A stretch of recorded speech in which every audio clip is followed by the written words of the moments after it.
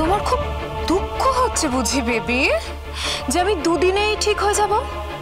সত্যি সত্যি যদি আমার পা ভেঙে প্লাস্টার করে মাসের পর মাস ঘরে বন্দি থাকতাম, তুমি খুব খুশি হতে বলো?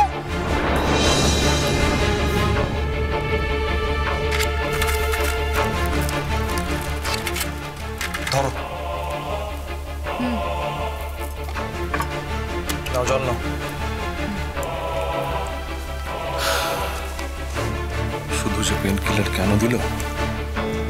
সঙ্গে মাথার জন্য ওষুধ দরকার ছিল। কিছু বলছো নাকি? না কিছু বলছি না আমি। শোনো দাওটা দাও। এতে বাকি ওষুধগুলো রাখা আছে, খাওয়ার আগে পরে যা আছে ওটা সময় মতো খেয়ে নিও। আমি চললাম। মানে আমি নিজে খাবো?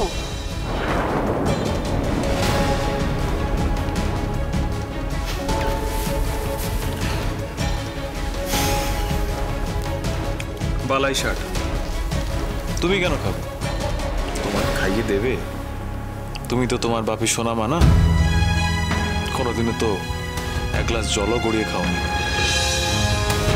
যাই হোক, আমি ময়নাদিকে আর হারুন মাকে বলে দিয়েছি, ওরা তোমাকে খাইয়ে দেবে। তুমি শুধু একটু দয়া করে তোমার মুখটা খুলো, অতটুকু কষ্ট করলেই হবে। কেন তুমি খাওয়াবে না কেন? কোথায় যাচ্ছ তুমি? কোথায় আবার? শুটিং এ। অসম্ভব, আমি স্টুডিওতে না গেলে তুমিও যাবে না। ব্যাস। মানে আমি ঠিক হয়ে যাই, তারপর আমরা দুজনে একসঙ্গে যাব। এখন তুমি এখানেই থাকবে, বাড়িতে আমার সেবা করবে। যাও আমার চাদরটা এগিয়ে দাও।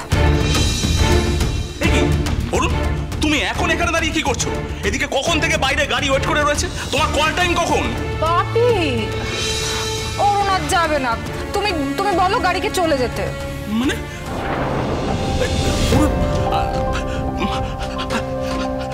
মা, মা কি হয়েছে মা? শোনা মা, কেন যাবে না বলো, কেন? বাপি, তুমি এই আমাকে ভালোবাসো? তোমার সোনা মা এখানে এত কষ্ট পাচ্ছে আর তুমি তার বরকে তার কাছ থেকে কেড়ে নিচ্ছ, কাজে যেতে বলছো। এ মা, না না না না, এরকম করে বলে না সোনা মা। তোমার কষ্ট হলে আমার কি কষ্ট হয় না বলো? আমি তো জানি স্ত্রীর পদসেবা করা সব স্বামীর পরম সৌভাগ্য, বিশেষ করে তোমার মতো এত ভালো স্ত্রী হলে। হ্যাঁ, কিন্তু এখন আমি কি করি বলো তো মা? মানে অরুণ যদি না যায় তাহলে আমার তো বড্ড ক্ষতি হয়ে যাবে বলো। ও হিরো, তারপর অনেকগুলো টাকার ব্যাপার, অনেকগুলো টাকা। একটু বোঝো, আমি তো শুটিং এখন বন্ধ করে দিতে পারি না বলো। বাপি, তোমার কাছে আমার চেয়ে ওই কটা টাকার দাম বেশি হলো? আমি বাড়িতে একা একা থাকবো, যতদিন পড়ে যাই মরে যাই যদি তখন। মা, ছি ছি ছি ছি মা, বালিশ বালিশ, এরকম কথা বলো না। এরকম কথা বলতে আছে বলো? হ্যাঁ শতরূপা, তোমার কিচ্ছু হবে না। আর এই বাড়িতে তুমি একা থাকবে না। আমাদের এই বাড়িতে আরো 4-5 জন ঝি চাকর অ্যাটেন্ডেন্ট আছে, তারা সবাই তোমাকে দেখে রাখবে, ওটাই তাদের ডিউটি।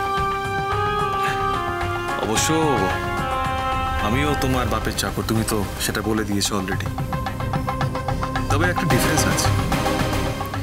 ডিফারেন্সটা হচ্ছে আমার ডিউটিটা স্টুডিওতে গিয়ে করতে হয়, যার জন্য তোমার বাপির কোম্পানি প্রচুর টাকা রোজগার করে।